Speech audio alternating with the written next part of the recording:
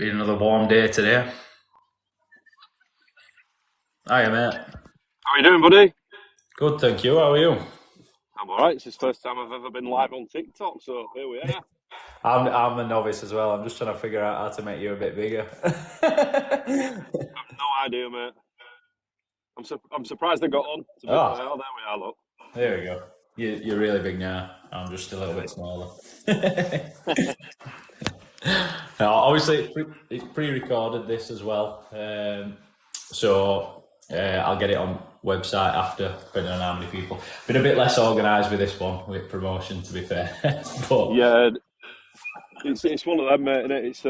It's a bit late as well, so I'm literally walking dog up field, so I ain't got masses amount of time. But yeah, we'll go for it. We'll do what we need to do. yeah. So, what's your day entailed so far? I've just had a jobbing day today, mate. So a couple of boiler repairs, boiler servicing, that kind of thing. But I've sort of niched into just doing boilers, really.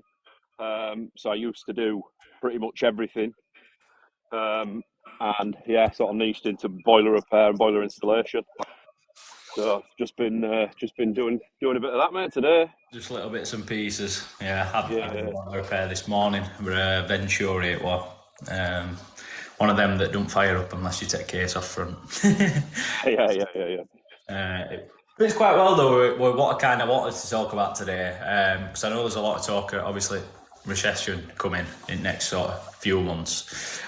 So it were really how are you preparing for that? Are you pushing up your advertising on maintenance side, or are you just sticking to how you're going? No, I'm forever trying to learn and grow. So I'm forever trying. Oh, I think we've lost your sound.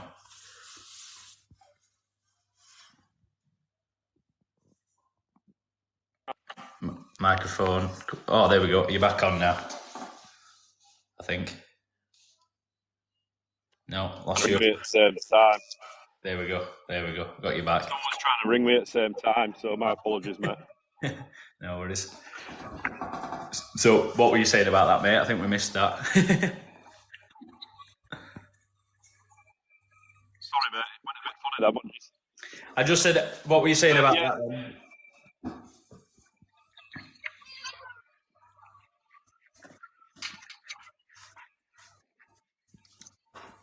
Yeah, I'm forever trying to learn and grow, trying to push myself forward with whatever means necessary. So, um, can you hear me speaking twice? It's really like the audio's gone. Has it? I can't hear you speaking twice. It seems to be only once. Let me leave. Let me leave and come back. Yeah, no worries, mate.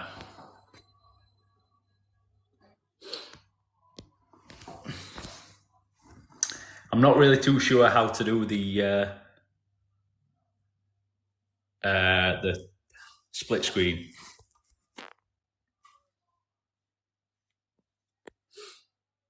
So look.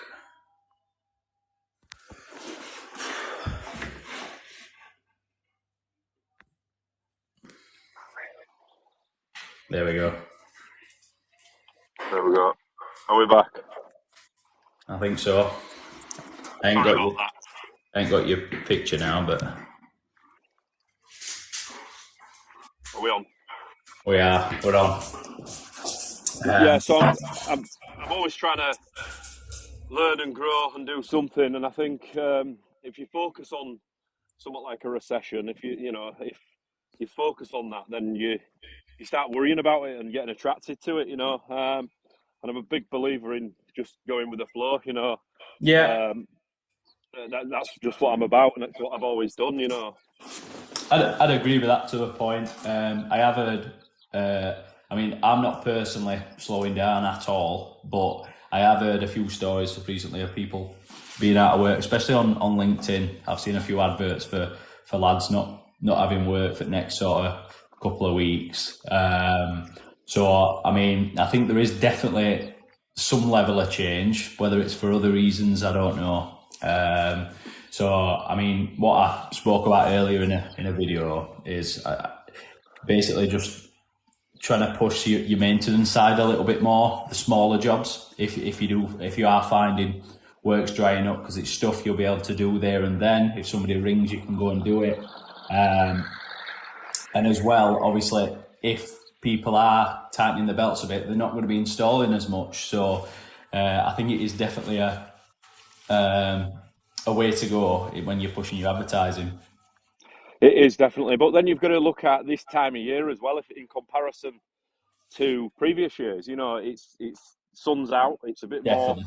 more. It's people aren't using the central heating as much, so there's not going to be that. It's the same every year. So you do push other things, more maintenance, boiler servicing, that kind of thing. But I mean, I rebranded in January last year, and I did it the whole wrong way. I shouldn't have done, but I just literally rebranded the company, didn't let anybody know, previous customers or anything. So it was like I disappeared, and the only reason was because I wanted to niche into just doing boilers. So I changed my name from Aiken Plumbing and Heating, which is my local area, to the Boiler Doctor, which obviously I thought, it's great, yeah, well, but then all my previous customers didn't know that I did that. So I had a bit of a quiet year last year because I was getting my name back out there and trying to, push myself. But people didn't know me. They didn't know who I was. Yeah.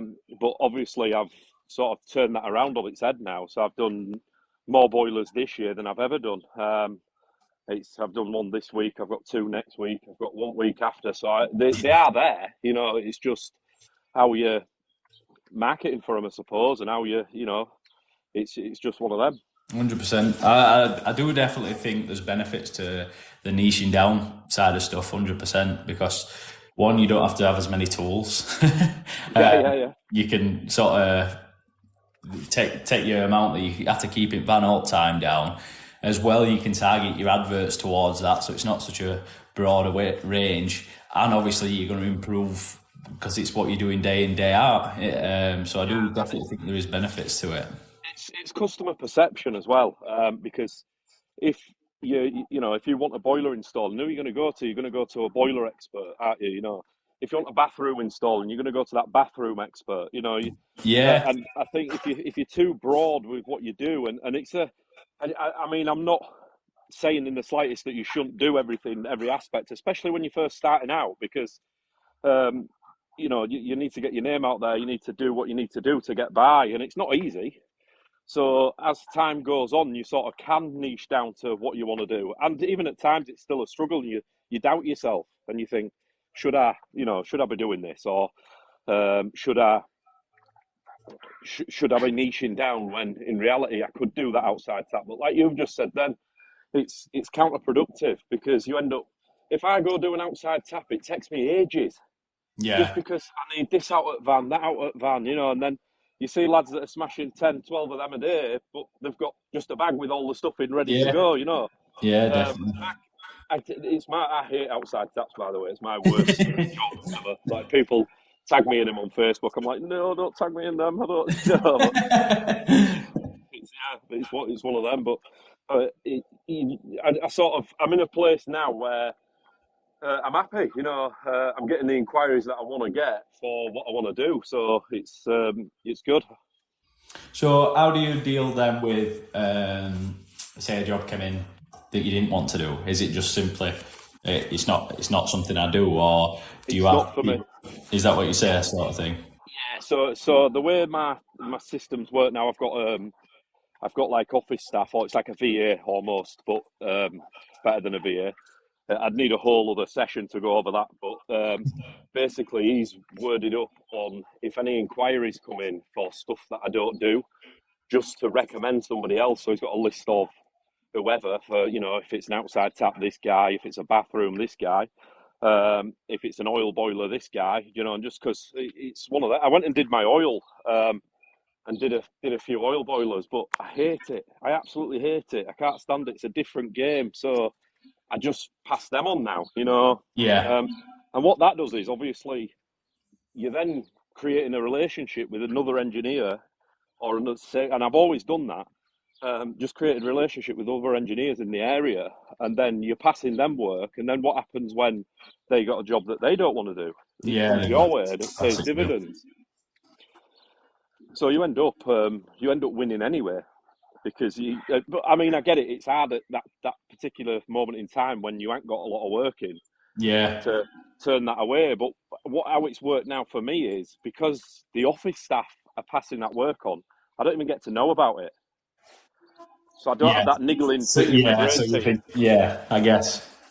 just go do that. Shall I just go do it? But I don't have that no more, which makes it easier for me. It just makes it so much easier. I can imagine actually with that because I definitely get that. I struggle to say no to people, and that is probably down to the fact that it would be a lot harder, I think, for you if the call did come directly to you. 100%. I'm on it same. I'm exactly the same. If a call comes in and I can help somebody, because I love helping. Yeah. So whether that be a leak or I used to another job that the dreaded job is I've got water coming through my ceiling somewhere under a shower tray. You know, it could be silicon, it could be behind. You just don't know. And I just used to get roped into them all the time. You know, Yeah. but then the time consuming, you can't always, you know, you don't make a massive huge profit out of them jobs. So for me, it was like I'm saying yes to all these jobs, but then if you're saying yes to one thing, you're saying no to another because you always fill your diary. Yeah. True. Very So true. if I'm saying yes to a leak, I'm saying no to a boiler service. In theory, obviously that comes with limitations, doesn't it? Because you could be sat doing now, but I can't remember a day where I've just been sat doing nothing, not pre-planned anyway. No, definitely. Even the pre-planned ones end up being. I mean, I went out with wife yesterday for a pre-plan. We've got an autistic son, and we can't go out on a night. It's a struggle for him. So we have like days that are pre-planned. And we went yesterday, and there's no work, definitely no work, love. And then you get home, and it's phone rings, and it's there's just this job to price, and it's like, oh, here we go again. You know? I know. The joys of running a business, really. Got that. Can my mate Alex Wood join? He's struggling at the moment with ligma. I'm not sure. Do you know what ligma is? Not a clue. Ligma. He can I join. can't even imagine what that would be. I know. No, I'm not sure. If you can expand a little bit, but yes.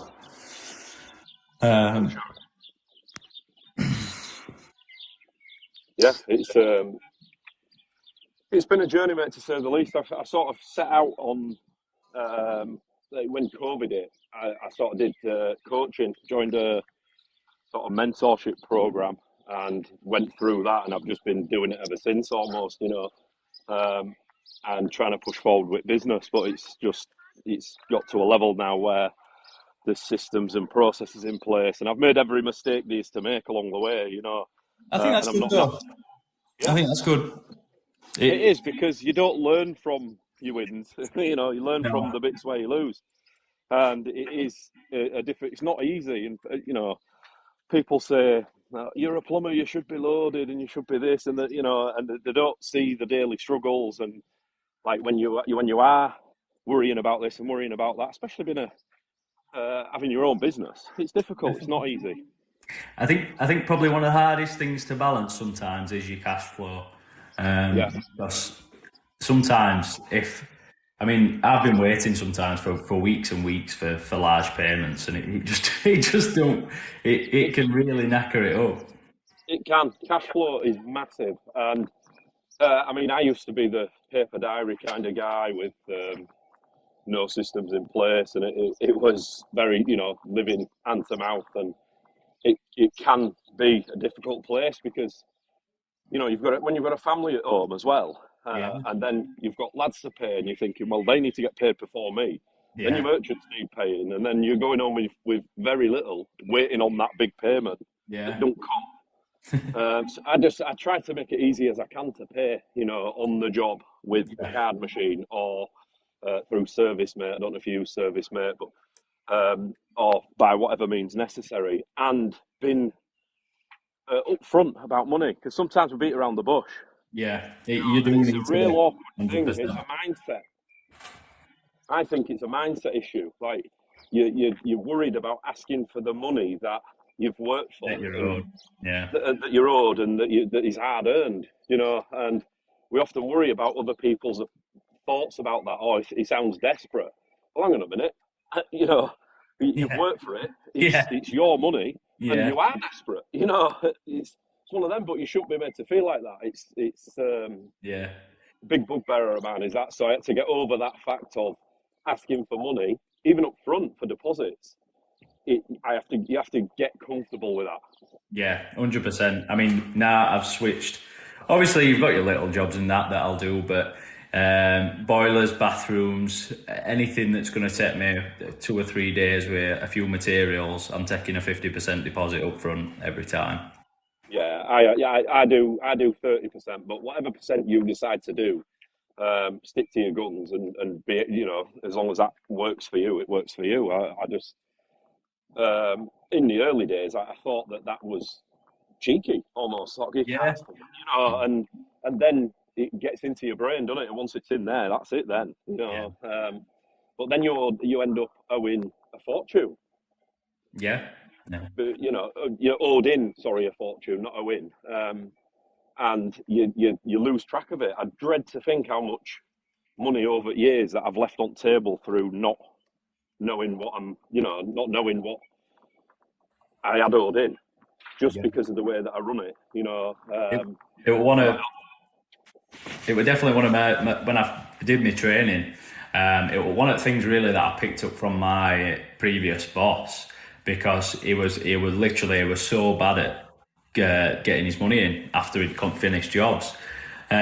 So I mean, when I'd left, I knew, I think, about £12,000 in total he were owed, that I knew about jobs that he'd been on for months. I remember one, he'd put a bill in for 5.5 grand, and it was his mate. And his mate said, "Oh, it's a bit dear, it's a bit more than I thought," and he just left it. Just did not. Just did. Unbelievable. And obviously from there, it really did drill it into me that you need to be on top of that asking and chasing, because people will just leave it forever and a day if you don't. Yeah, they will, and it's our money at the end of the day, isn't it? You know what I Yeah. mean? It's our main struggle is cash flow. You speak to anybody, and it's always cash flow. Yet we worry about asking for cash. Yeah. So is it any wonder? You know, 100%. so you need to, one, get comfortable with that, and two, a big one for me running a plumbing and heating business is just asking questions, because I think a lot of guys struggle with the old, when you see somebody at merchants and you say, "Are you busy?" "Yeah, I'm really busy. I'm inundated," and then next minute you see them, scratching around for bits of work. Whereas I've always been open and honest, me, and if I'm quiet, you'll know I'm quiet. I'll say, no, I'm really quiet. And then quite often the guys will say, "Oh, I've got this job you can go do if you want," Yeah. Yeah. and push forward that way, just by losing that bravado, almost that, that big Yeah. macho, "I'm doing great," where you just ask for the help, ask for the support. And I've always been like it since I set up, so it's always been a positive for me, because I see too many guys that don't do that and just struggle and struggle and struggle. I'd rather be honest. 100%. 100%. It is definitely like it's a pride thing, isn't it? Really, I think. Yeah, it is. Not asking for help. But end of the day, we're never really taught to be a businessman when you do your No, we're not. training in plumbing. So the only way that you're able to learn is through talking to people, through videos that you've seen, that kind of thing. And making the mistake, like we said earlier, making the mistakes, because you learn from them as Your own much as hard as they seem at the time. Sorry, mate, I'm just walking in me. Get with dog, but as hard as it may seem at the time,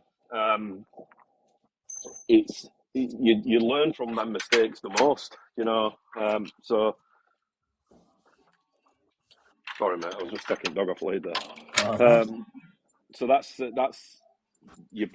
one of my biggest things is don't worry about the times that you're not winning, but just learn from them and move on and change yourself moving forward. This is why I Yeah. don't worry when I get a bit quiet and I haven't been marketing as much, and then I'll realise that oh, hang on a minute, that was my fault. You know, Yeah. you can't blame the economy when I haven't been really marketing very much and getting myself out there. And I think Definitely. that comes in stages. So when you get really busy, we all do it. When you get really busy, you stop your marketing or stop putting yourself out there, stop doing your videos, stop doing your how-tos or offering your support online, whatever, because you're inundated. 3 weeks down the line, that just reverses and you're absolutely dead. And then you're like, shit, I need to get some stuff out there and start Yeah. promoting, you know. And Yeah. it's just a vicious cycle. And I think we're all in it. Definitely. Do you dish your own leaflets out and everything then, or do you get people to do it for you? A bit of both, mate. I see value in delivering your own because you get yourself out there in community chatting to people and they get to know who you are. So, and also when I've got like an apprentice that at times we need to go out and do that, if he sees me doing that, then It's a it good learning becomes, thing for him, yeah. yeah, it's like, oh, Steve don't mind doing it, so why should I? So the times when I have to ask him to go out doing it, it's not a problem. It's the norm. This is what we do.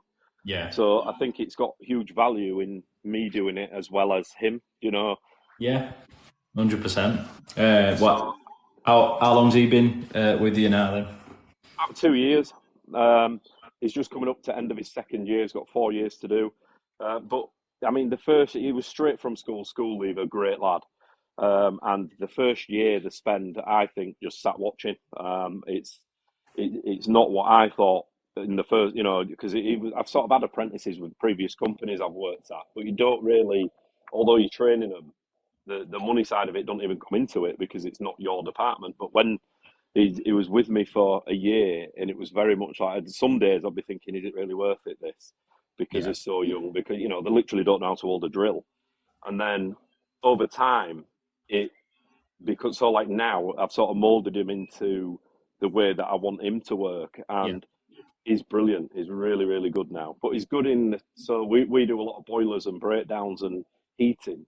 So he's obviously a level 2 doing boiler breakdowns and Yeah. servicing and that kind of thing. Whereas ask him to fit a bath, he struggles. So what I did was the guy that trained me does more bathrooms, plumbing, that kind of thing. So I sub him out to him to get the Oh, experience for the yeah. bathrooms. No, that's really good. And that was more for his sake, you know, because as he's coming through this journey, it's just given him a bit more of a broad experience of the whole thing, you know. Yeah, you do, especially. I mean, it's all right niching down, but when you are doing your training, you do need that experience, and you need You to do, mate. sort of see what you like and what you want to do, really. Yeah, yeah. Because Um, he might love the bathroom side, but in having that option to be to able to do do, it, you know. yeah, Yeah. So I thought I'd give him that variety so he knows. Because obviously, when you know, if I asked him to go fit a basin, he'd have no idea. Um, Jimmy centre cap. um, if I, that's my that was my first apprentice. He's not my apprentice anymore. He just subbies to me, but that's I've got Jim. another. I've got a lad that was my apprentice, and he now has got his own business, fully fledged, doing really well. So he's yeah. We often work together, like, but yeah, he's doing really well now. Was he? How long have you had your own business then, including the previous?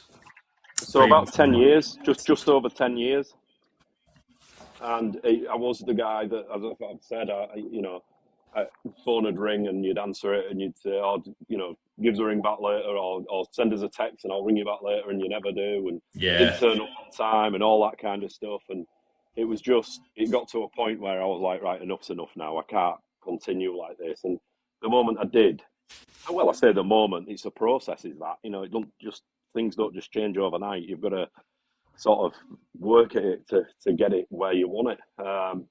And still, it's still, if I had to answer my own phones, I'm presume that'd probably creep back in, because yeah. it's such a, you know, I like to give 100% while I'm on a job. So if I'm on a job taking a call from another customer while I'm trying to service a boiler, it just don't work for me. You know, I end up. It's easy to get distracted. It is easy to get distracted. So I like the fact that I've got a system in place where somebody answers the phones as a minimum. You know, I've had that for a while where they just literally answered phone and took messages. And the customer likes it because they're getting the phone answered. They don't have to ring a million times. They know someone's going to call back. Yeah. But now I've got it where they can answer questions, book jobs in, you know, send quotes, invoices, that kind of thing. So it works really well. Is that a company you pay then to do that? It is, yeah. They had it's a guy called Dan McAdam at Rewired. He had an electrical. He did it for electricians basically, and I was in a electricians group. Is what I was mentored by originally, and I just changed it. So if they were talking about fuse boards, I just took it as a boiler. Do you know what I mean? And sort of they teach you how to do leaflets and all that kind of thing. And I met Dan in there, and I had a conversation with him of why you can't do this for heating engineers, because he, you know, is so successful with lads at the Sparkies. So we had that conversation, and he sort of opened. Well, I opened up my business to him to sort of learn from. You know, it was like.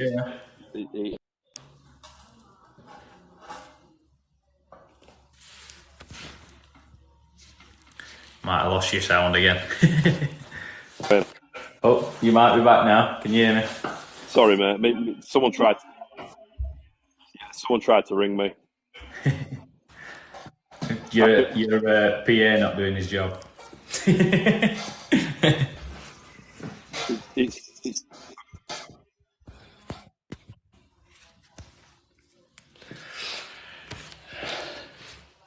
I'll just invite him back.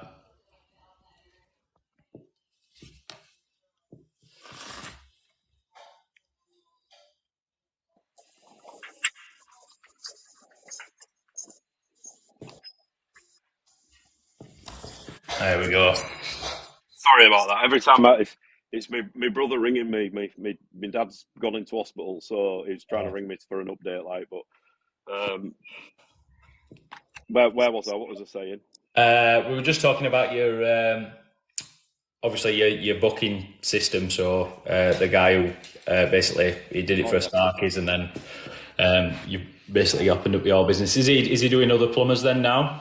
He is now, yeah. So he sort of we went through like every scenario. So we had a phone call with what would happen if they phoned about this, what about this, what about, you know, and went through each different scenario that we could go through. But obviously there's stuff that he's going to have to just pick up along the way. Yeah. And he did really successfully, really well, to a point now where he's got a group of lads that work for him, but you're given your own independent guy that looks after your company, and they log into it, talk to your customers for you, rearrange your jobs if you're running late, all that kind of stuff, all the stuff that we're terrible at. Yeah. You know, so that's why it stood out to me, and I describe his business as he does all the shit that I don't want to do. You know, I think it's a very successful way to run because it leaves you to do the stuff that you do want to do. Yeah, exactly that, and it almost gives me my family time back. Well, it did overnight. You know, I'm not sat chewing with invoices and all the rest of it. You know, as soon as I get in on the night, I get time to spend with my kids and my missus. So it's that is really good.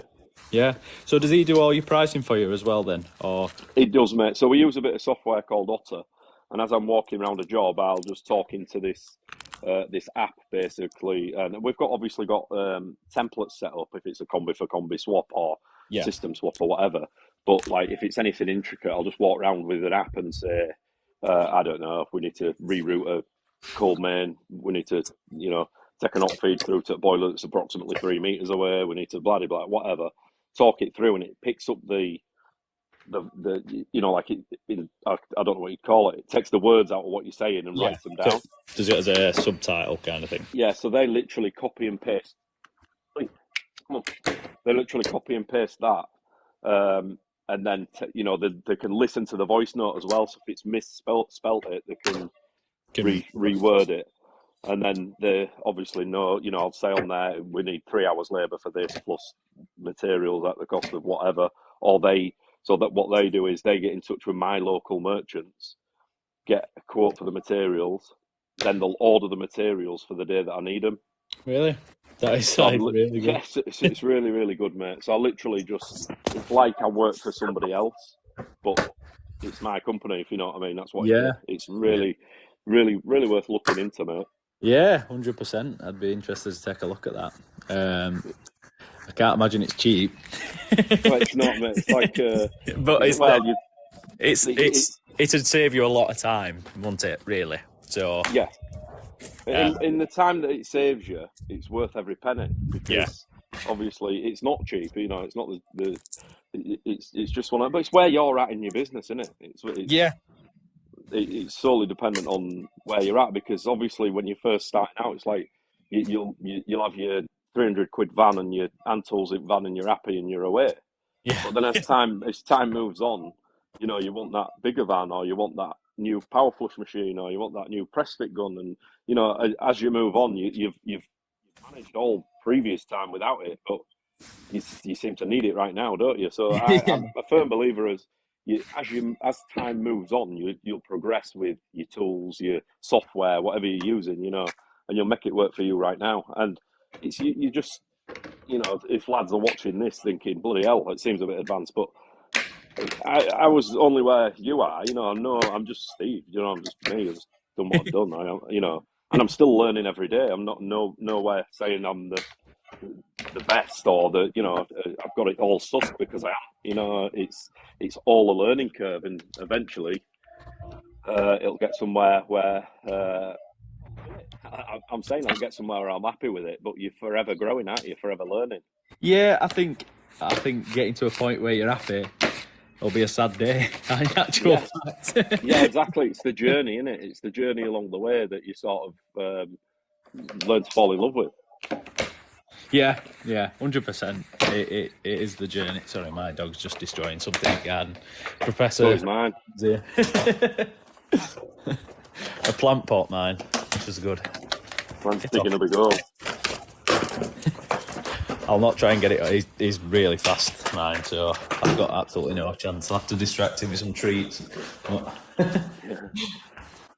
Are you joining Professor Plumb? Professor Plumb on. Invite him.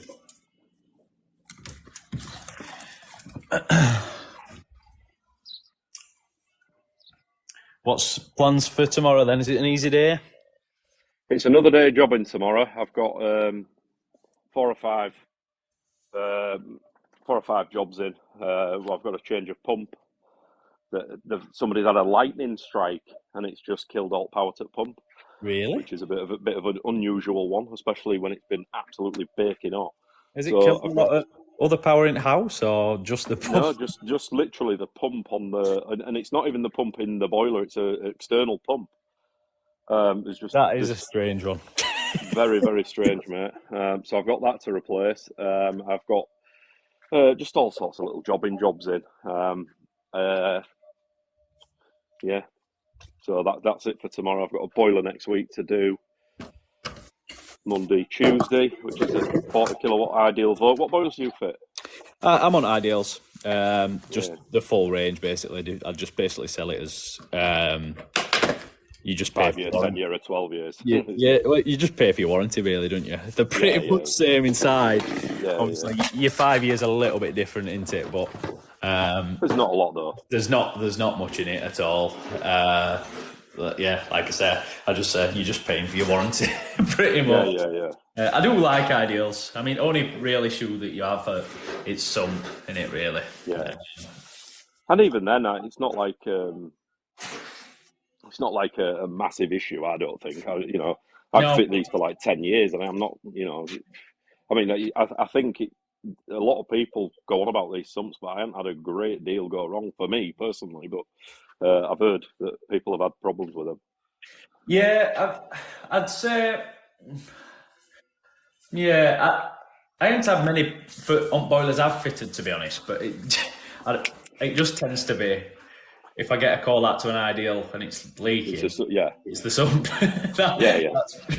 That's pretty much it. There's not really been many other problems that'd stand out anyway. So I feel like we need some more videos about pricing jobs as a new self-employed plumber. Professor Plumb Yeah, did a definitely. good one recently. What I would say though is I have got a spreadsheet available for you to calculate a day rate. Now, it's not necessarily the best way to work, I wouldn't say. It is obviously better to price it per item, but if you are just starting out, it gives you a good idea of how much you should be charging on a daily basis. Because what a lot of people tend to forget is you no longer get your holiday days, you no longer get your sick pay. You've got a lot more bills to find every month. I mean, my outgoings for my business outgoings, I think, work out about £1,100 a month. That's just to keep going. Obviously, then I've got my wages on top. Obviously, you can factor those in.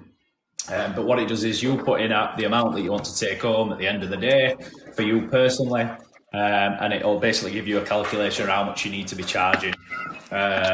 You can find that on tradeout.app/free education. And you're exactly right in what you're saying there as well, because when I first set up, I sort of thought, how do I price? You struggle, don't you? Because you're working for somebody else, you don't know how that works, and what, you just think, well, you don't know what to price, you don't know what you're worth. And you sort of, how I did it was, I thought, if I just double the prices that I got from my previous job, I'll be all right. So I ended up I was on 15 quid an hour, I charged 30 quid an hour, and I thought that was great. And I'm like, 30 quid an hour don't go very far. It was like, my wife used to call me £30 Steve. I'd do out for 30 quid. But obviously, as time goes on, you sort of learn to realise that materials are a lot more expensive than what you first thought. Your insurances, your van to run, your holiday pay, like just exactly what you were saying. And then it's a mindset thing again, because you're worried about, am I too expensive? Am I more expensive than most people, like. So just you need to figure that out, what you're going to be happy with, and go with that. Yeah, 100%. I think it works on an hourly basis as well. So what I would say is, if you do get your daily rate set, I'd say if you basically divide that by the amount of hours that you're working. So say you're going to work 8 hours, divide it by 8. But any first hour that you go to a job, double it. So say your calculation worked out to be £350 a day, as an example. Then for your first hour you'd charge 70, and then from there on you'd charge you. If you divide it by 10 hours. I'm just doing maths, but I'd say always double your first hourly rate. What do you charge for your hourly rate? What you personally? My first hour was 80, and then from there it's 40. See, mine was 65. By the way, is my microphone okay? Yes, it is. I'm still trying to figure out how to do the bigger people.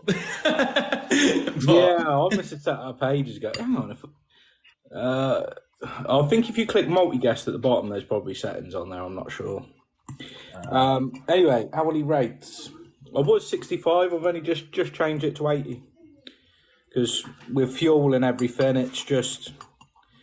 I'm at 85 plus that per hour across the board. Like, I don't reduce it, just 85 quid. But most jobs can be done pretty much boiler breakdowns within the first hour, and then I'm preset for boilers. I have that already set, as a set rate, whether it's...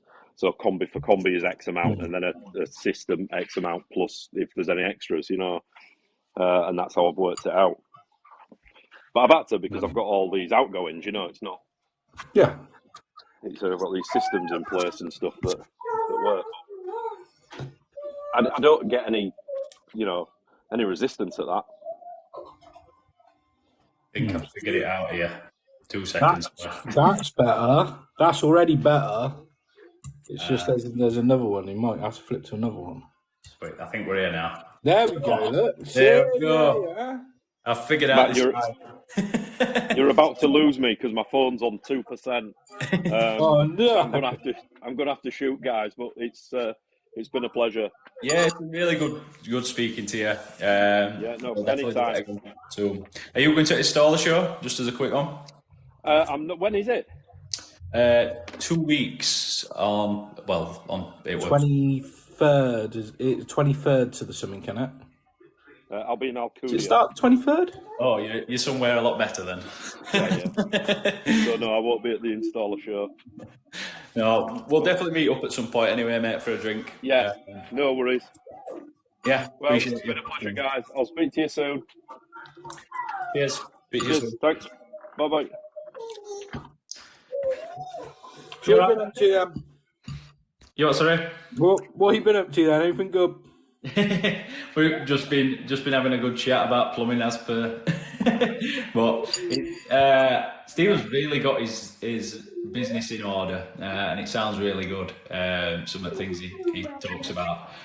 He's got a personal assistant basically that books in all his work, and they price all his work. It frees him up a lot of time.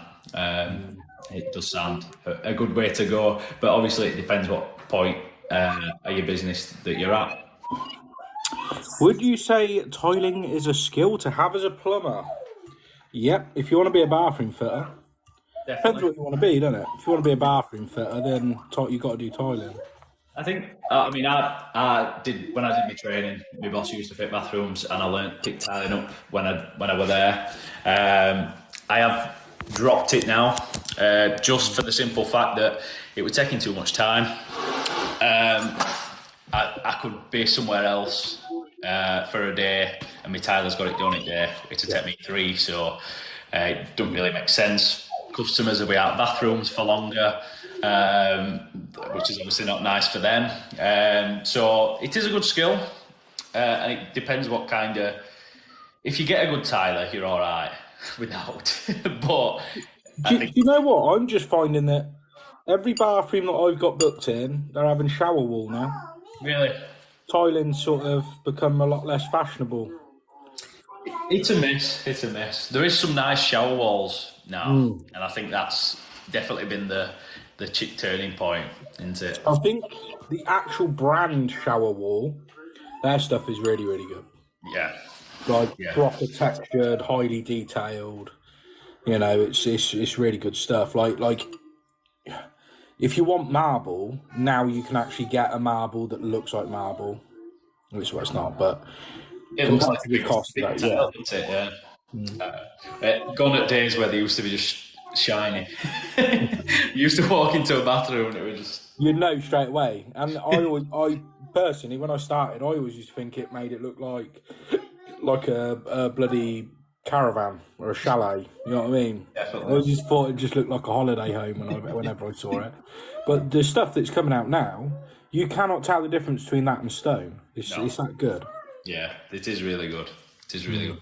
I wouldn't say... I mean, I've had some recently who have asked, is there a cost difference? And to be honest, I'd say no anymore, because the shower walls have gone up a lot. Yeah, but the labour is nothing. You're not having to grout. You're not having to... Me and my labourer, we can bang out a bathroom and shower wall easy. Yeah. You know, it's compared to tiling, there's no real setting out. No, you can just get going, can't you? Yeah, depends how many windows you had to go around, I think. Luckily, to be fair, most of mine it's just there's a shower in the corner, or the shower recessed back, so it's like 3 panels, no major cuts. Apart from that, I did a cottage and everything was out. So you had to sort of like follow the ceiling and, you know... Oh, you had to slope it down a little bit. The one thing I hate about doing wet walls in a full bathroom is the trim on the external corner trim. When you're trying to get around that on in a window, it's just impossible to get in. It just really doesn't work. I think there's been a couple of times I've switched to basically an angle bead instead and just cut that off at angles, but got a question there. Would you train in gas engineer or go for angular water, as I have both opportunities? It's a tough one. I guess, obviously, I would say with the gas one, would you be doing plumbing as well?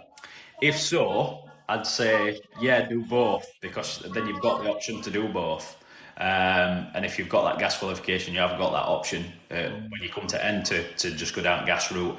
But if you're doing a bit of plumbing with it as well, you've got both options there. I think what percentage of your life do you spend at work? Just pick whatever you want to do. Yeah. As simple as that. I mean, life's too short. If there's one that you really fancy and you think you're going to really enjoy it, then just go for that one. There's money to be made in both. You're never going to be out of work. Yeah, that's it. It's not like there's not a massive amount of difference. So, yeah, I've never done blockages before, but what sort of prices would you say is reasonable? Okay, I guess that's drainage then, isn't it? Yes. We were talking about this last time, weren't we, actually? It is different pricing structure, 100% to sort of, as I mentioned before, on an hourly basis. I mean, look at competitors. So what I'd say is I ain't done an unblock drain in a while. I think you've done a couple recently, haven't you? Yeah. But what I'd say is just look at competitors. I mean, if people are getting you out on an emergency basis anyway, you need to be charging more. If they go to a company like, say, Dynarod, which is probably everybody's go-to person, you're going to be paying 180 quid just for them to come out. Yeah, so for me, it's just like I don't really want to be rodding drains. No one does. No one wants to. So you don't want to do it. You got to clean up afterwards. You know what I mean? There's a higher risk of something like you being ill, because I've done drain rodding and then been sick for a fortnight. So there's always a risk, isn't there? You got to just set that bar quite high. I think at least your first hour, just be like, right, 100 and whatever quid. That's just for the first hour. You know. Yeah, definitely. Like you said, it's a job that nobody wants to do, so you should Exactly. you should get paid well for it, 100%. Angular Water has a better salary. When you're doing your training, because to be honest, I wouldn't. Or is that when you're finished? As in the company you work for? I just need a bit of expansion on that, because obviously it depends what your plans are. Are your plans to stick with the company you do your apprenticeship with?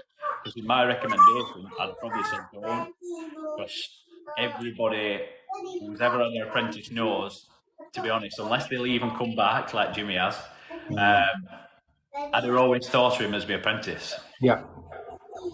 1,000%. But I've even gone back. Like the last company that I worked for was where I did my first apprenticeship, and I went back there at the age of 26, and I was still treated like a 15-year-old. Honest, it was like, what? Oh, come on! I've gone away for years. I'd literally I'd left them for 12 years, and then came back, and I was still immediately the 16-year-old that started on there straight from school. It was like, it just burnt me out. I couldn't deal with that. Yeah, it is difficult. Not over that length of time, but I think when I do get the feeling though, because with Jimmy, I didn't realise how much he could do by the time he finished, and then when he went away and then he's come back, I've been like, I can't believe you can do all this. Do you know what I mean? I weren't giving him enough credit, really. I weren't giving him enough credit. Yeah, for me it was just they just kept having me labouring. I was just lifting sheets of plasterboard with a labourer. It's like they just had no faith in me whatsoever. It's like, and I thought back and went, God, I was a shit apprentice. I wasn't a good one. Not at that company. Yeah. I didn't find my feet and fall in love with plumbing until I left there and went somewhere else. I hated that apprenticeship, but I went back there because I was working for a company and they were subcontracted to do insurance work, and so they saw me on site and sort of like headhunted me back.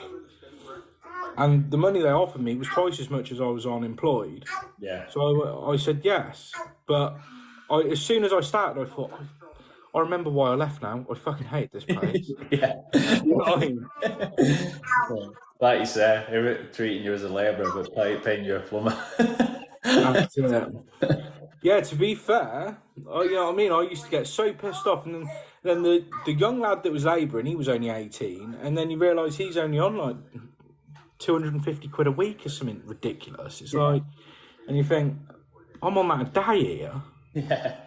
So, yeah, you're sort of like, I don't know, because the place that we was working, so I'm so glad that I got laid off because of COVID, because I could have still been there, or I'd have gone back employed at the place I was at before.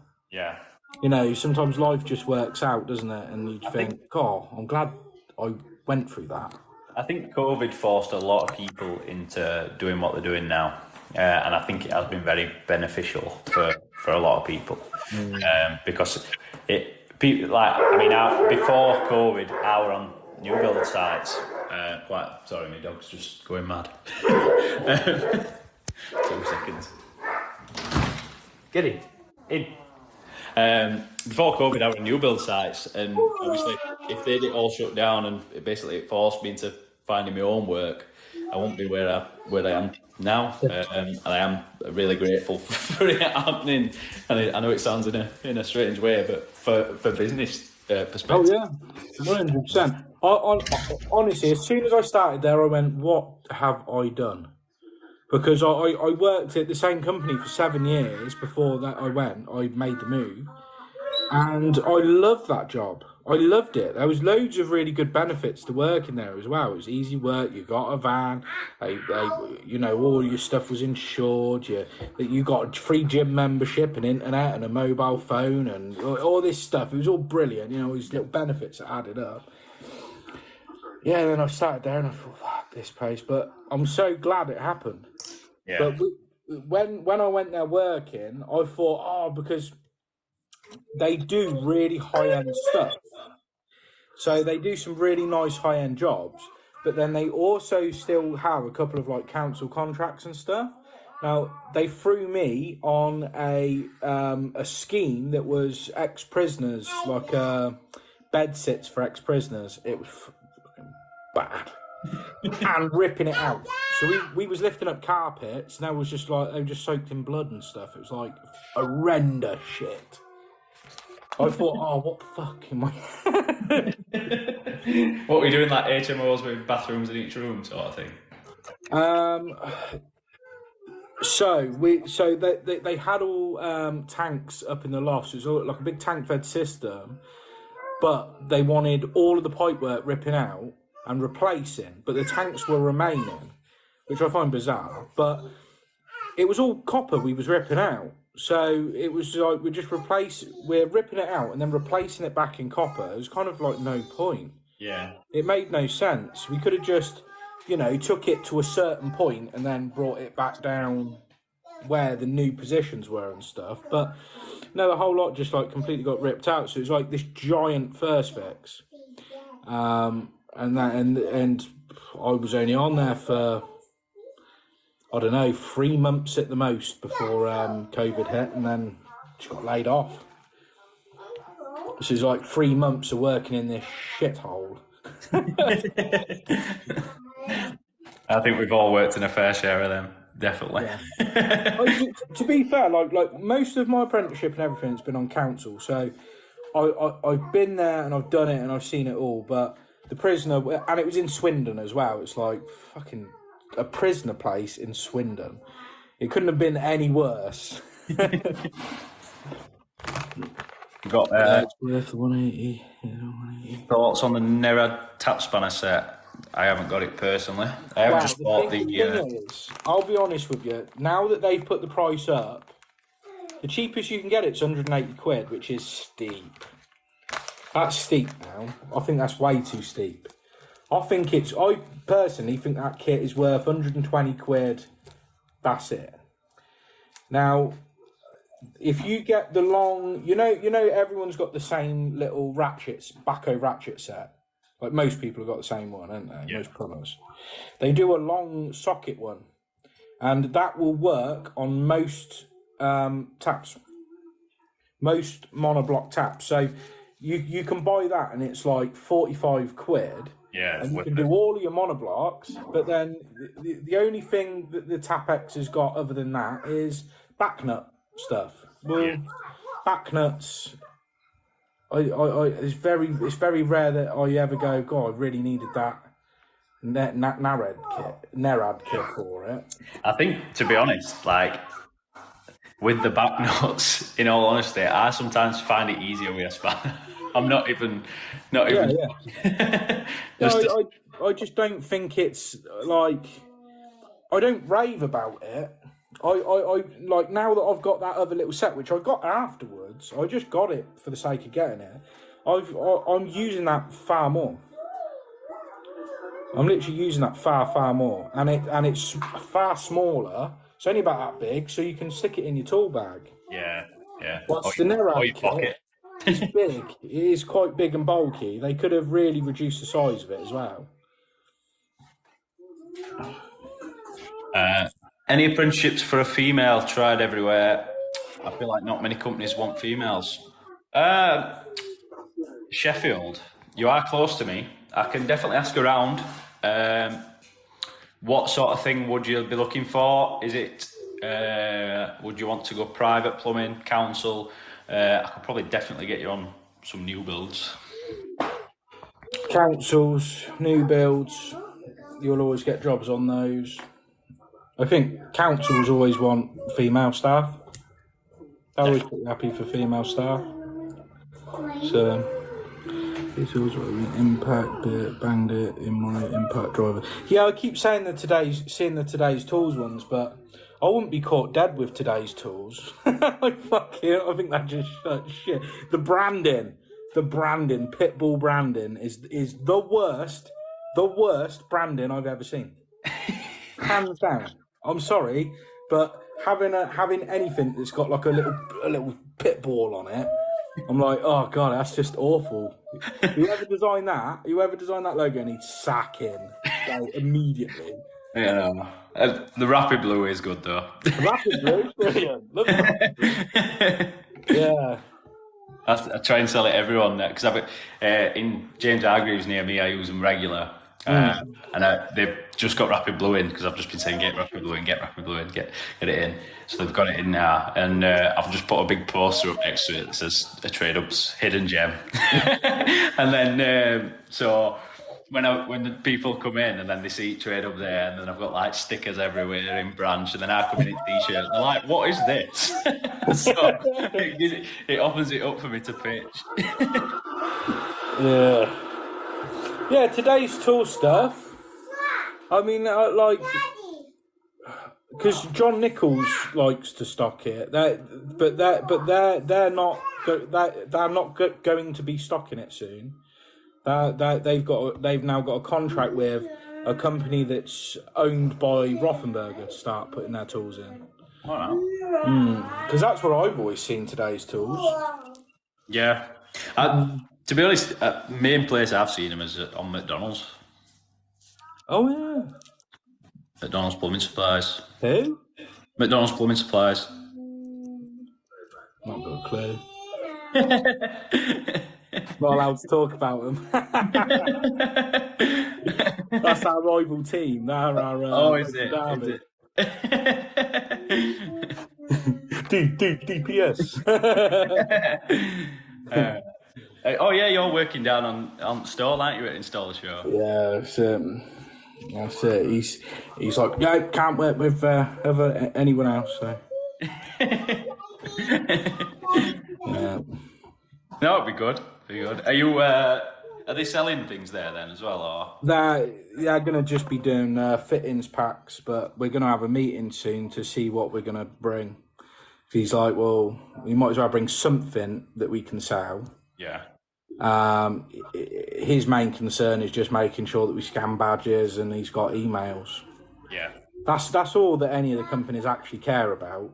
100%. They're going there to spend money to be able to get information. Yeah. So the main currency of installer is scanning your badge. If someone says, "Oh, can I scan your badge?" and you say no, they don't want to know you whatsoever. Well, it's good how it's just on badges. Yeah, it's pretty much all they care about, because obviously they're getting your information. You're consenting to them having your email by scanning a badge. Yeah. So I've got my first trade show next Wednesday, and that's the main reason. Obviously, I'm doing it for emails. that's it. That's exactly it. That's what companies want. You know, your emails linked to everything, and if you don't want to get spam, like loads of spam from the installer show, then just book your ticket with a new email. It's easy as that. That's so true. I bet the amount of brands are there. I bet you get tons after. Well, I literally walked around with my mate Todd last year, and he was literally just walking up to the stands and just going, "So what's free on here?" And it just blunt, and they were just going, "All right, well, if we can scan your badge, you can have a tape measure," or you know. The full trade. Yeah, honestly, I thought I was good at getting stuff, but yeah, he really showed me up. He was actually going for it. He's stopped making videos now, hasn't he? Yeah, he's been off for basically 12 months now, isn't he? So yeah. I speak to him every day. Me and Todd are really good close mates. Yeah. And he's just going self-employed. So he's just handed his notice in to his boss, and once he's self-employed, he'll be able to make videos again. Or was it a company thing?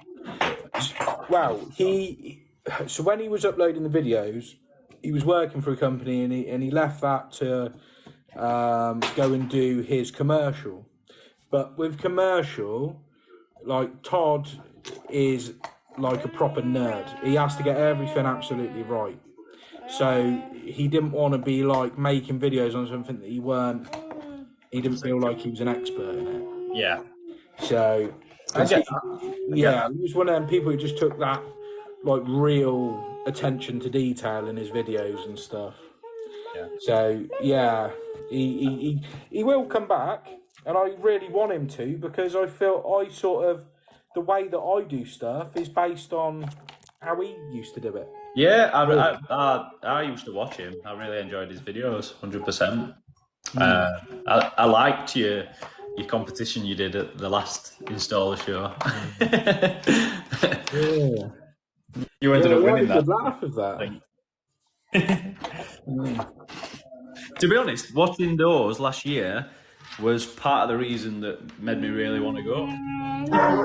Yeah, so it's a real shame, because those videos just did really poorly.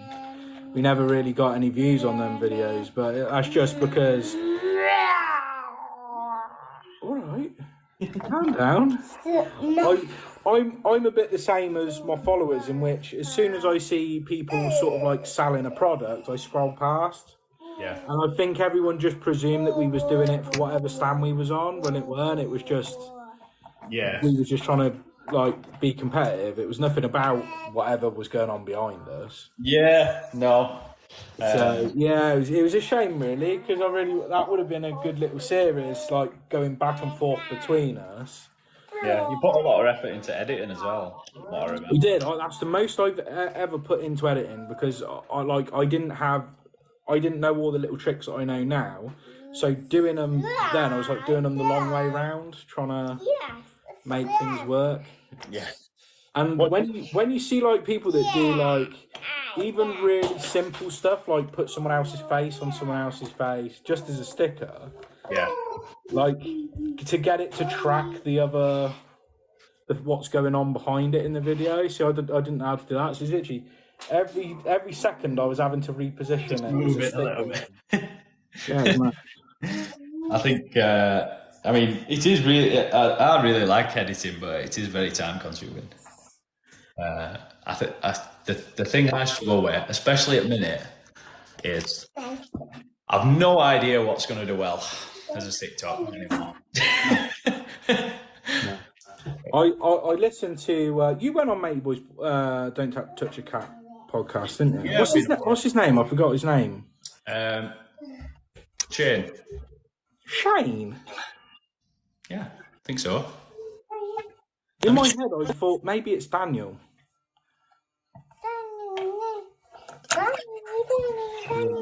I want to say it's Shane Manley. I want to say that. It's funny. I don't think I ever said his name. He's a nice guy. He's really yeah, nice. I know. He's lovely. I listened to that one he did with that female Bricky. Oh, I did that one yet. I've seen that he's released it recently. Yeah, I stuck it on in the van and I listened to it, and she said something that I went, yeah, that's really true. Because when we were talking about like TikTok content, she was like, oh, I think TikTok's a far better app than Instagram, because with TikTok, people want to get to know you. Yeah. People like get invested in what you get up to, and they want to keep coming back. Whereas you said with Instagram, it's literally just what's aesthetically pleasing. Yeah. She said she literally does not upload the same videos on both platforms. They're two completely separate videos. She says one has to be like, she says like a 15-second clip of something looking really aesthetical, and then on TikTok she can just be herself. I thought, yeah, it's definitely very, very different.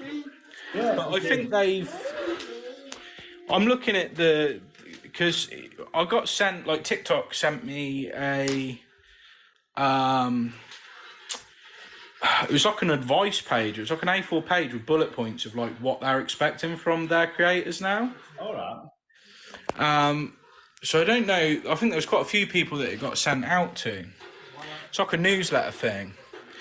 And they said that they're now going to be paying content creators for but only for longer content. Right. So if you had, say, a 5-second clip that goes viral, which you see loads of those, yeah, then obviously where's the actual value in it? They can't really put the value on it, so they haven't been able to pay people because it's short form content. Yeah.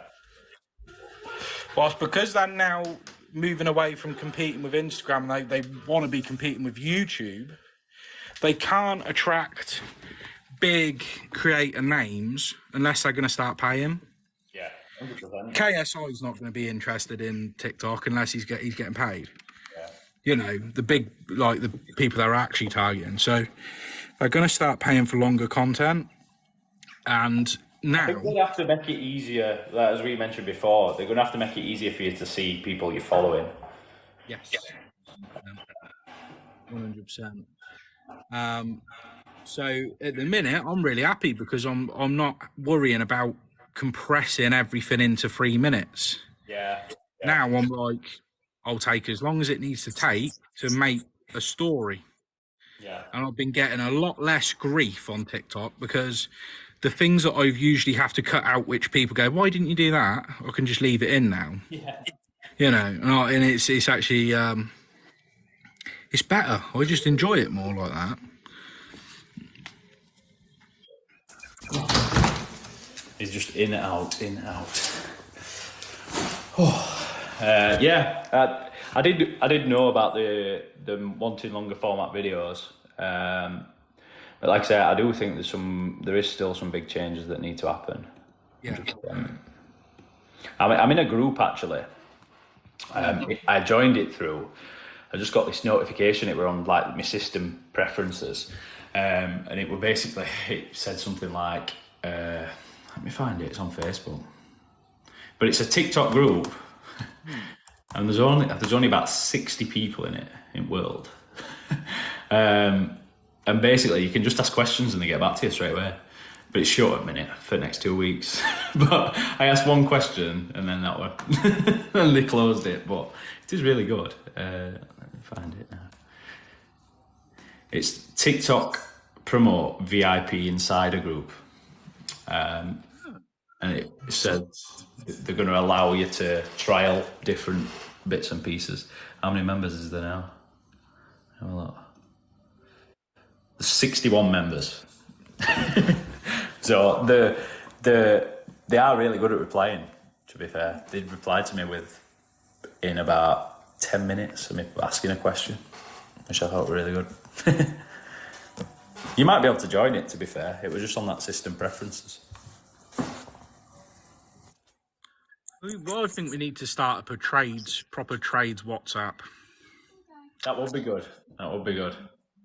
I was in a plumbing one for ages, and it was like super hectic for a few months, and then everyone just got bored of it. It's just now the group's still going, but it's literally just plumbing questions, and it's like, oh, I'm stuck. What's this? There's always someone that will be able to answer you. But it was just TikTok creators. But yeah, it's gone dead now. But we need to set up one where it's like all trades. I've got a theory of why groups die, actually, on anything, like even with your like close friends and whatever. I think it gets that many messages at start that everybody mutes it, and then nobody ever goes back. It's when you log on, there's like, and you've missed 100 messages, and you think, I ain't looking for it. Exactly. It's tough, isn't it? And I think that's what kills them, because everybody goes, oh, I just can't bother this. In a group, thought you were going to say, I take that tribute group. I can sing if you want. I like a bit of take that. What are you doing tomorrow? Because I'm doing replacing 8 TRVs, but it's in an old cottage gravity-fed system. And it's no brainer. So even simple things like I'm going to have to put a cut-in drain off, like cut a drain off in, and then obviously I'll have to then cut that pipework out and redo it. And it's just I hate old properties like that when it's old tanks and stuff. It's going to airlock, guaranteed. You never know how long you're going to be there, do you? Yeah, it's one of them. It'll either be really nice or it's going to be hell on earth. So it's one or the other. And just know, because it's Friday, it's going to be other. You want a nice easy day, and it ends up being a terrible one. It's like my life story on Fridays. I'm not working tomorrow though, so I know. I need an apprentice. That's what I need. I'll lend you mine. He's doing me head in at the minute. Send him down, right. A round trip to Warwick, and he can come work with me. Yeah, I've just said, Jimmy, you can take Louis. Take Louis. I sent him in a job today. Bear in mind that he's put plenty of isolators on before, and it were under a basin. I said, just put that isolator on that pipe and just connect it up to the tap. We were gone for about 25 minutes. I'm like, what's happening? Phone me. I can't do it. I'm like, what do you mean? You can't do it. So I had to go in and literally, it's just because it were back at uni, it was a little bit awkward. He just hates anything that's just slight inconvenience. Yeah. Oh, wow. To be fair, I've had a varied range of different. Why are you following me around? I thought you were watching Avengers. It's because Hulk's not in it. That's all he cares about, is being the Hulk and punching me. What do you want? Do you want a fruit shoot? I'll get you. Honestly, he drinks about 20 of these a night. Here you go. I was never really a fan as a young lad with fruit shoots. I was a Capri Sun man. Yeah, mine was Sunny D. Can you remember Sunny D? Oh, yeah, I did like a Sunny D. Definitely. Do they still sell Sunny D? I think so. It has died off though, definitely.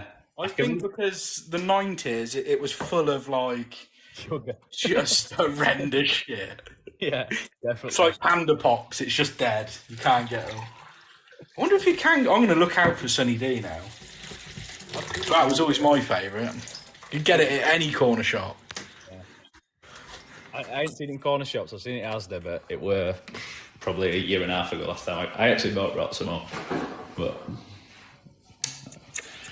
very rare. I don't shopping in big Asda anymore. We've moved into an area where there's a Tesco, and it's just one of the little one, but it's just at the top of the road. So you can imagine how convenient it is just to call there every night and just get something. Yeah, as long as you got your club card. Yeah, that's it. Wow, to be honest, I always go Aldi's because I love the middle aisle. I love a middle aisle, mate. You know what I mean? The garden's full of LED lights and God knows what. It is good, but you have to drop on, definitely. You have to drop on some good stuff. Yeah. Middle aisle. To be fair, they do some good bits of tools as well. It's like TikTok shop in real life. You can get your cleaning brushes for your drills and everything. I can remember once I were at a job, and for some reason, I think I'd not brought my chargers to work, and all my batteries had died. And this guy went, "Don't worry, I've got my drill." He went, "It's from Aldi though." So he got this drill out, and I was dreading it, but it was actually spot on. That's where my dad got his from, and I thought, it's going to have like old NiCad batteries, but it was a pretty good drill, and I was angry at how good it was. Yeah. I paid 200 quid, and he's got 140 quid, and it's the exact same. Yeah, that's it. I can't remember what brand it was. Oh, that was it. It was a Stanley Fatmax drill, and honestly, it was really good.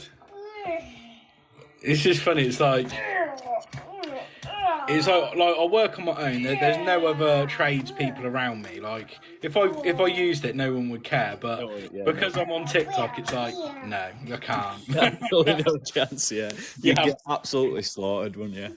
Yeah, got to use all the trendy stuff. You'd be known as that guy who uses Aldi tools. Yeah, it's the random.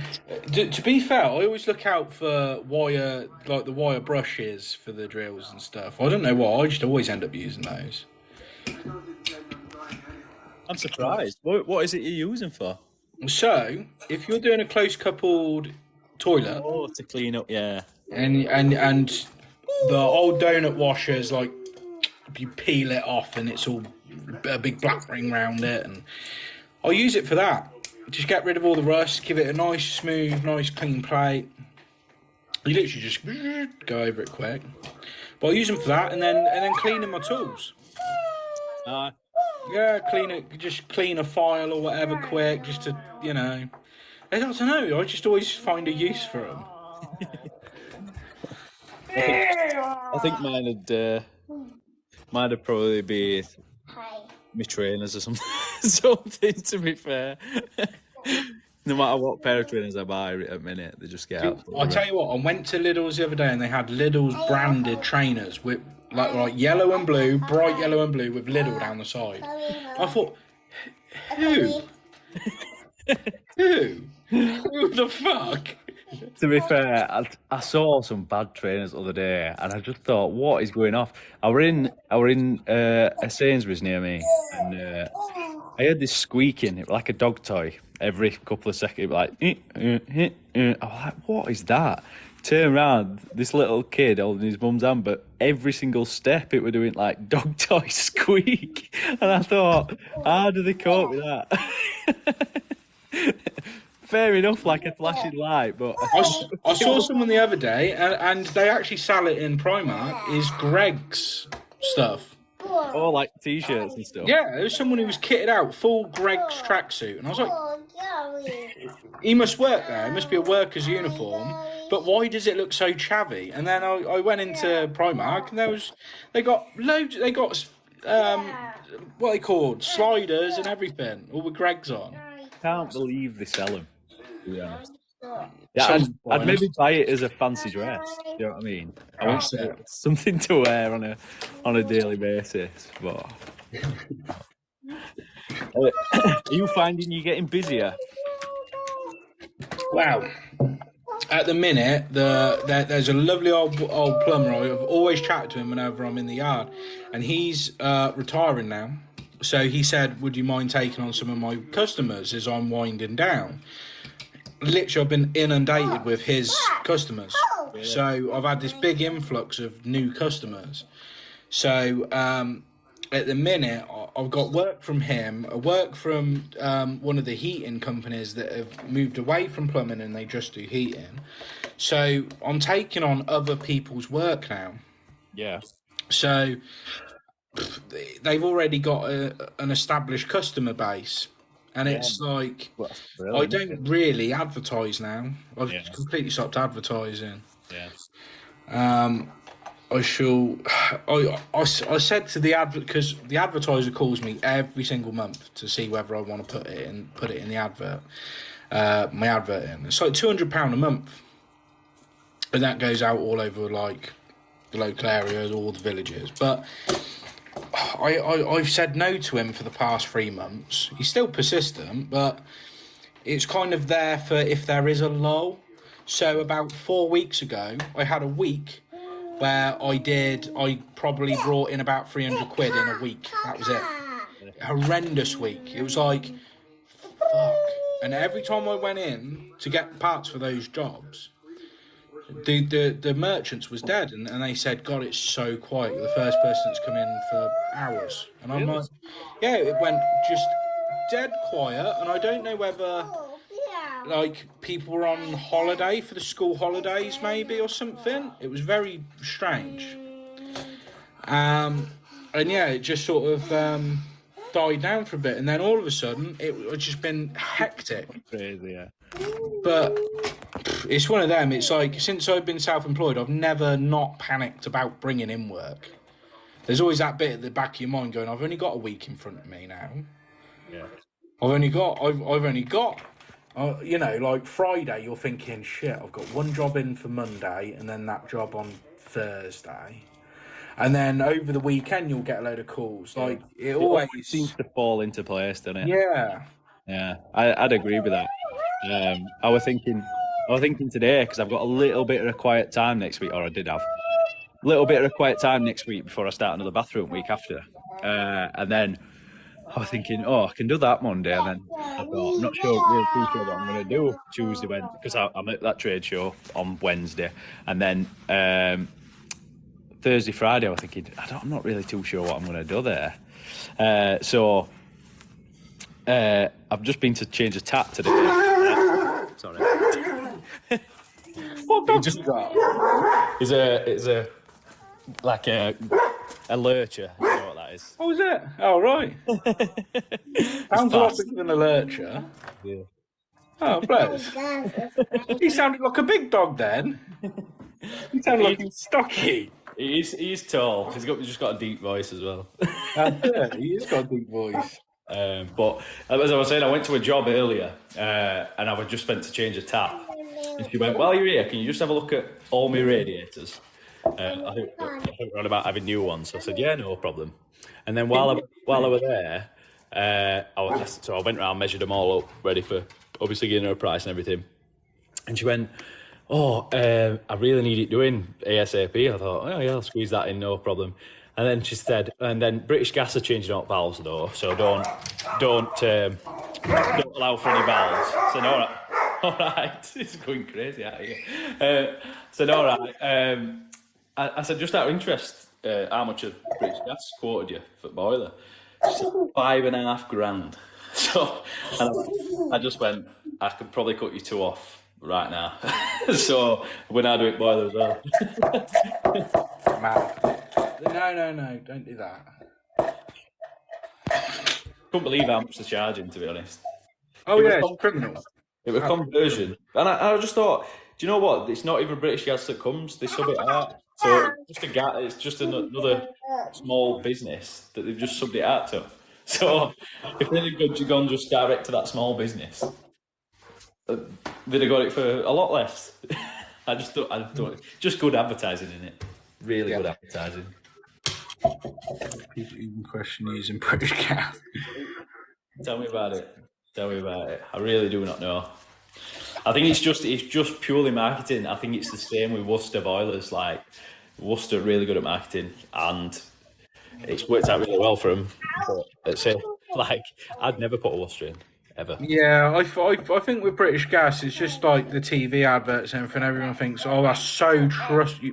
That's so heavily governed. That's so, you know what I mean? It's like, And it's definitely almost the opposite. I think you're going to get a lot more level of care from somebody who's doing it for themselves. Oh yeah, 100%. Compared to somebody doing it for British Gas. Do you know what I mean? If it's not your business, you don't care the same. You don't. I used to get loads of questions about Pimlico plumbers. Like, what's my opinion on it? Are they up your way, or is they a London-based thing? I think it's a London-based thing. I think that's the biggest plumbing firm in London. I think. I think wages are really good for them. I think they're about 100k a year but obviously it's London. But I think he grew his business from basically nothing to being the biggest plumbing firm in London. All the folks just the thing is, I thought that, but this girl is in my year at school. So it shocked me massively. Well, they're not doing it now anyway. She's phoned up and cancelled. She had to pay up front as well, the full amount. So she's ringing up. So she rang them up while she was there and said, "Can I still cancel?" And they said, "Yeah, you can cancel." So they've got to wait for money to come back now. Fuck me, just ludicrous. I know. Could you even imagine if, like, a small business asked for all the money up front? Yeah, $7,000. $7,000 for a new boiler. I'd be like, you just won't pay it, would you? It's crazy. The thing is, it's like she said to you, oh yeah, you know, she's told you the price. She could have said, yeah, $4,000, $4,500. I'll knock 500 quid off that, easy. It's mad, isn't it? Yeah. To be fair, I'm honest anyway. Me. Yeah. My price is my price. Like I don't compare to anybody else. If they're a lot cheaper, I'll not try and match the cheaper quote. Like that's just how much I charge, and that's it. I think if you don't stick to that, you can end up in just a world of pain, really, and working for nothing. Right, I got to go, mate, because I got to put him to bed. Yeah, good to speak to you again, mate. Anyway, I'm doing another one in 2 weeks, but we're doing. I think I may do it on another place with red and white writing, and what's it? Smart Pipe Plumbing. Yeah. He's coming on. We're going to talk about Installer Show. It's that Thursday, so if you want to join that. Very good. Yeah. The other live streaming play in my side. Yeah, it's been good to speak to you again, mate. What, YouTube? Yes. Oh.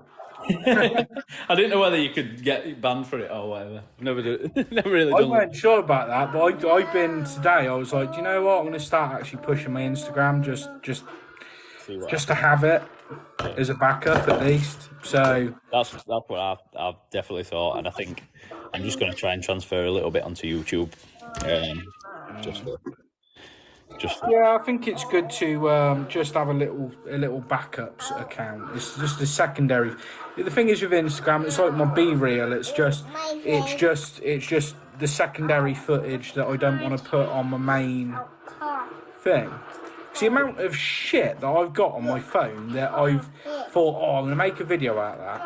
And then either I haven't finished filming, so it's just half a video, or it's just not.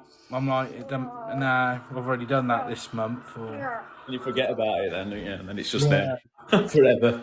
So it's just, I'm just going to start uploading like secondary footage, so it's at least it's something different. But yeah. So right, have a good one, mate. Good to speak to you. I'm going to go too. So thank you, everyone. Enjoy your Friday. Cheers. I'm going to a stag do. See you later. Yeah.